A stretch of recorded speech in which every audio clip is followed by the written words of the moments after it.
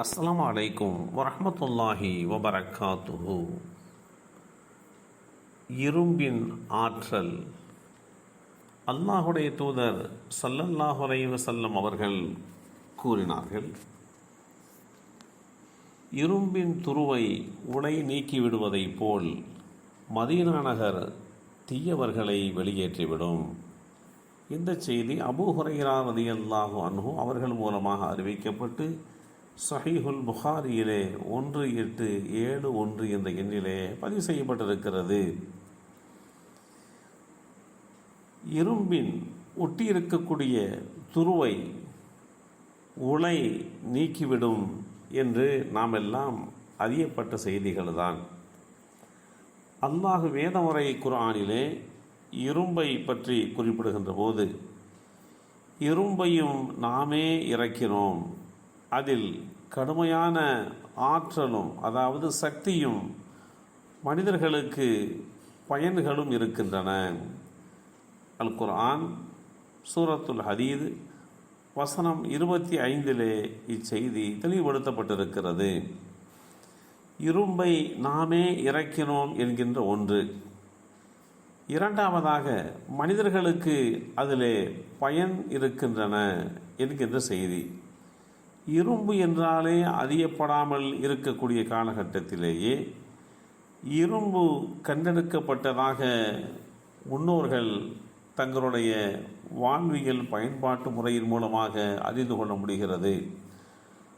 ஆதி மனிதன் இரும்பை பயன்படுத்தி பல தேவைகளை நிறைவேற்றி கொண்டுள்ளான் என்றெல்லாம் தொல்பொருள் ஆராய்ச்சியாளர்கள் ஆதி மனிதன் பயன்படுத்திய இரும்பாலான உபகரணங்களை கண்டெடுத்துள்ளனர். அவை சிறிய அளவிலும் பெரிய அளவிலும் காணப்படுகின்றன. ஏன் இன்னும் சொல்லப்போனால் அவைகள் ஆபரணங்கள் என்கின்ற ரீதியிலே கூட அமைந்திருந்தன.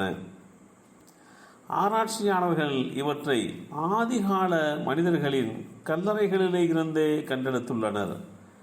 இந்த இரும்பிலான உபகரணங்களை விஞ்ஞானிகள் ஆய்வுகூட அந்த நிகழ்வுகளில் ஆய்வு கூடத்தில் வைத்து நுணுக்கமான ஆராய்ந்து அவைகளை ஆச்சரியப்படுகின்ற தகவல்கள் கிடைப்பதற்கு காரணமாக அமையப்பெற்றதாகவும் தெளிவுபடுத்தியிருக்கிறார்கள். இரும்பு உலகில் புரியும் தொழிற்பாடுகள் நாம் அறியாமல் இல்லை.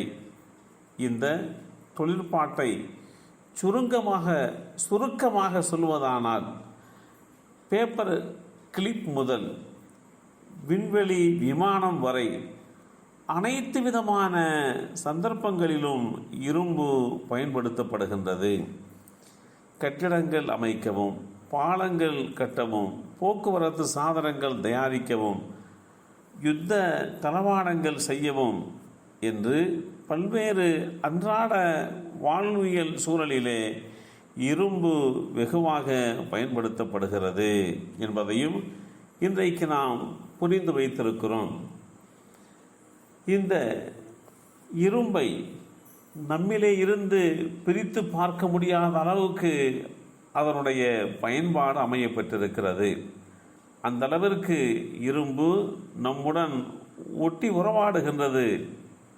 அப்படி என்றால் அது பூமியில் புதைந்து கிடப்பது மட்டுமன்றி நமது அன்றாட பாவனை பொருட்களிலே இருந்தும் பயன்படுத்தப்படுகிறது. பூமியின் புற ஓட்டில் 5% இரும்பு இருப்பதாக ஒரு ஆய்வறிக்கை தெளிவுபடுத்துகிறது. இருந்த போதிலும் தனி இரும்பாக காணப்படுவதில்லை. வேறு பல மூலப்பொருட்களுடன் ஒன்று சேர்ந்து கலப்பு நிலை உலோகமாகவே காணப்படுகிறது என்பதையும் இன்றைக்கு உண்டான ஆய்வுகள் தெளிவுபடுத்தியிருக்கிறது. எல்லாம் வல்ல அல்லாஹு தஆலா இரும்பை இந்த வையகத்திற்கு எந்த நோக்கத்திற்காக வேண்டி இறக்கி தந்தானோ அந்த நோக்கத்தின் மூலமாக மனிதர்களுக்கு பயன் கிடைப்பதற்கு அருள்வாளிப்பானாக.